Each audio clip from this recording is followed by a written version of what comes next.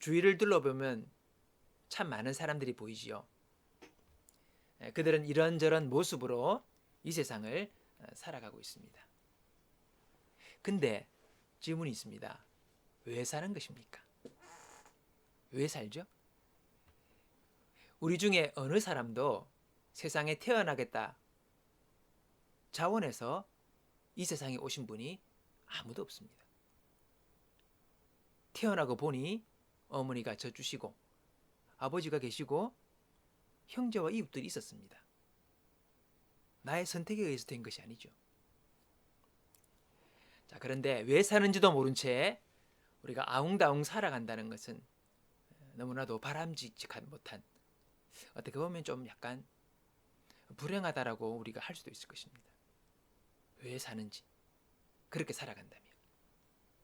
그런데 성경적으로 우리가 살아가는 이유를 생각해 볼 때에 그것은 간단하고 명확합니다. 우리가 행복해지려고 산다는 것이죠. 행복하고 건강하고 보람되고 값지게 사는 것이 하나님 아버지 뜻이에요. 하나님께서 행복을 누리며 살라고 우리에게 말씀하셨습니다. 창세기 1장 27절, 28절에 보면 다음과 같이 말씀하십니다. 하나님이 자기 형상, 곧 하나님의 형상대로 사람을 창조하시되 남자와 여자를 창조하시고 하나님이 그들에게 복을 주시며. 하나님께서 사람을 지으실 때에 하나님의 모습대로 지으시고 복을 주시어 그 주신 복을 누리며 살라고 우리를 여러분 지으신 거예요. 그렇기 때문에 우리가 하나님께서 사람을 지으시던 그때에 복을 누리며 건강하고 그리고 행복하게 살라고 하셨기에 우리가 행복하게 오늘 살아가는 것, 그것은 우리가 제대로 살아가는 삶이라는 것입니다. 하나님께서 세상을 구원하시려는 그분의 뜻을 드러내시려고 이스라엘 백성을 택하여 부르시지요. 자, 이들을 부르셔서 큰 민족이 되기 위하여 잠시 애굽에 그들을 두십니다. 그들이 큰 민족이 되어집니다. 그리고 이들이 출애굽하여서 이제 가나안에 가서 나라를 이루며 살기 전에 율법을 주십니다. 자, 그 율법의 핵심은요, 하나님을 사랑하며 그의 말씀에 순종하라는 것입니다. 여러분, 왜 그렇게 명령하십니까? 오늘 본문 말씀처럼 내가 오늘 내 행복을 위하여, 주님 그렇게 말씀하신 것입니다. 여러분, 그렇습니다. 하나님은 우리가 행복하라고 하나님의 말씀을 주시고 규례를 주시고 말씀하시는 거예요. 우리는 그것을 잘 이해 못하고 오해할 때가 많이 있습니다. 그러나 하나님은 우리의 행복을 위하여 그렇게 말씀하신 것이죠. 자, 근데 주위 둘러보면요, 행복한 사람보다 불행한 사람들이 더 많은 듯합니다. 왜 그렇습니까? 하나님의 창조 질서를 따라 바르게 살지 못한 탓입니다. 사람들은 그 마음에 자기의 원대로 살고 싶은 욕망들이 있습니다. 그러나 그렇게 살면서 하나님이 원래 지으신 그 창조의 질서를 거스리면 결국 그는 행복한 삶을 살 수가 없는 것이지. 사람은 하나님을 사랑하며 살아가야 합니다. 원래 그렇게 지어졌습니다. 그의 말씀을 믿고 순종하며 살아가야 합니다.